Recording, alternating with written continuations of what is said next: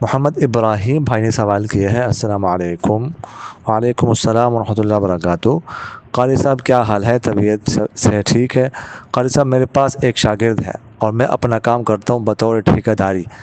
اب میرے پاس کام نہیں تھا اور میں کسی اور ٹھیکیدار کے پاس کام پر گیا ہوا ہوں، اور شاگرد کو میں 6 دن کا 1000 دیتا تھا، اور اب جس ٹھیکیدار کے پاس کام کر رہے ہیں اس سے شاگرد کی فی دن 500 مقرر کیے ہیں۔ کیا یہ پیسے اس کو دینے چاہیے یا پھر وہی خرچے کے طور پر 1000 دینا چاہیے؟ کیونکہ ابھی کام سیکھ رہا ہے، بس 1 مہینہ ہوا ہے کام پر آیا ہوا ہے، کام پینٹ کا ہے۔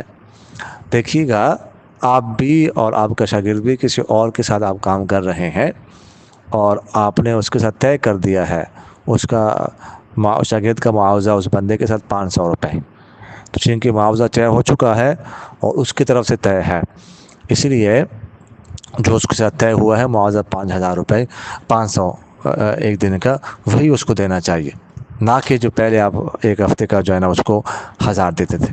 اگر سے وہ کام سیکھ رہا ہے، لیکن بہرحال 500 روپے جو ہے نا معاوضہ کوئی زیادہ نہیں ہے، اس لیے یہی دینا چاہیے اس کو۔ جزاکم اللہ۔